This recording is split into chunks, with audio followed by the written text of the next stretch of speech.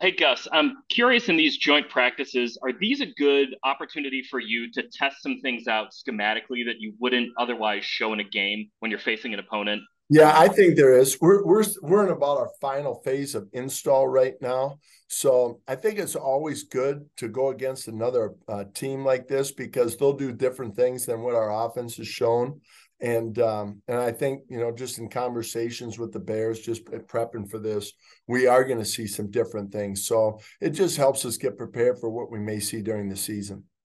I guess like you're not going to put anything exotic on tape in the preseason, obviously, but does it give you an opportunity to maybe do some of those things where you're getting the competition of another opponent? Yeah, I would say it was more of the playbook is open and it's based on situations that are brought up in practice. So, we try to make training camp. I mean, we played a lot of bare front in preseason, and it was just to get a chance to say, if a defensive lineman is one on one, how do they do in their rush? Let's put the corners in man and see how they hold up. So, rather than game plan specific or, this situation, we may not do this in the regular season. It was more to put our players in position to see what they can do in one-on-one situations. We'll go to James. Gus, how would you assess Shaq's performance in the preseason opener, and also just what steps are you taking this week, considering you do have two joint practices in another preseason game? Sure. Okay. He had limited reps. And, he was one that was, I want more. I want more. So I think for him, the next step is just to see him tackle, and getting off blocks and stuff. So I thought last week he moved around pretty good. And I know he wanted to be more involved, to be at the point of the tack, just to, gain that confidence. So, I think that it was a good preliminary game. And I think this week against Chicago, I think will be good for him to take the next step. And, although it's not going to be a full tackling, there will be thuds that take place. Real quick, was that one of those things where like the play just didn't really come to him to make the tackle? Yeah, there was one play in there that we called a defense just to kind of test the safety out and see if, where he would be and the fits and things. And if we'd have played like we normally do, it would have became right at Shaq, so, it's just hit and miss there. And so he really didn't get a lot of action, but we did see him move. We did see him, attack downhill. We saw him do some of the things that we need to see. We'll go to chat. Gus, what is you touched on that you've talked with the Bears? What is the value and how important it is it to sort of coordinate how you guys are going to run these practices? Well, I think it's very important. I think every time we've done this, we try to get in touch with the offensive staff and, hey, what are you looking to get out of this? What are we looking to get out of this? Now let's talk about, tackling. How do you see it, Gus? Hey, if it's a frontal, we'll thud up, but we'll try to stay away from side shots. Yep, I agree. It's just so we're on the same page. Because, when you go against another team, at times it can get heated. It gets so competitive. So you try to kind of look ahead to see some of the issues that could present themselves and then just talk them through to eliminate those as possibilities or try to eliminate those things from happening in a practice. And then it's scheme stuff too. Hey, what are you primarily going to be in? Is there anything you need from us? And, they'll ask the same thing. So you get with the Bears and have this talk. Then don't you have to talk to your players about, hey, listen, maybe especially the defense, you're going to be amped and you're going to want to lay the wood, but somewhat reserved. Yeah. And you know what? And Shane has already talked to us about that as a staff, and he'll present that to the team. Hey, this is how we want it to go. This, we've talked to them. This has been coordinated. So if we practice well and do things well, we can both sides can get a lot out of it.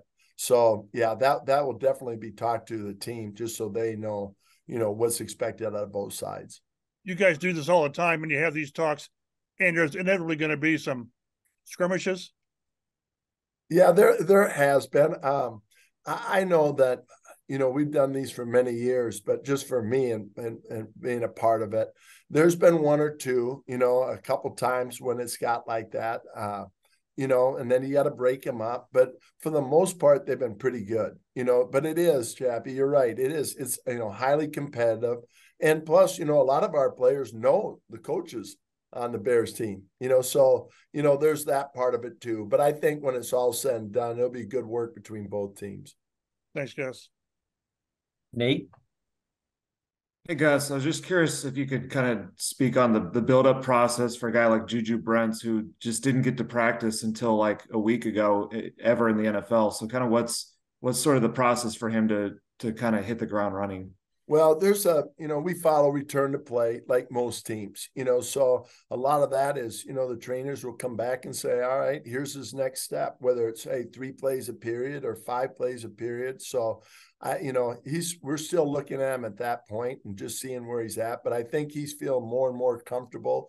We're seeing him on tape, some of his skill set and what he can do is movement. So we look to try to get him more and more reps as we move on. Joel? Gus, what have you learned about Shane Steichen here in training camp now that you guys have been in it for a while? Sure.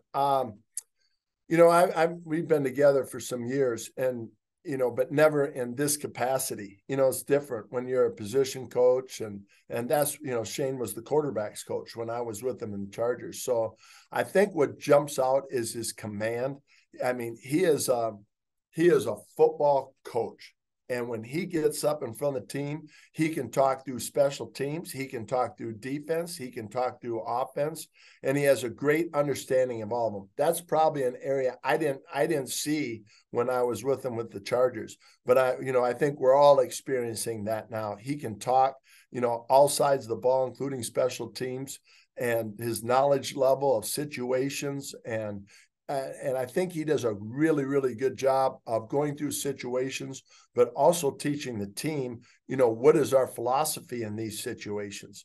He paints a really good, clear picture of how we're going to, in each situation, what's our philosophy and how we're going to handle it. I think that's what's been very, very impressive to me. Last call for Gus. One quick one. What'd you think of Darrell Baker Jr., that pass breakup that he had, but also just the cornerback room as a whole, maybe just the added competition that you have after you see a certain guys maybe gain a little edge here or there? Right. It is unique because we've got some young corners, right? Dallas, he's been here a year.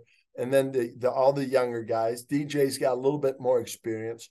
But it's the part that, can they go out there and play press? Can they go out there and play our techniques? But I think the biggest thing what they need is situational football. Hey, it's 3rd and 3 versus 3rd and 11. How do we play this coverage based on the formations we see? That's where I see those young guys need as many reps as possible so they understand that aspect of it. In that group, DJ probably has the most experience. And so he did play and did some good things, but it was on limited reps because we're trying to get those other guys as much situational football as we can.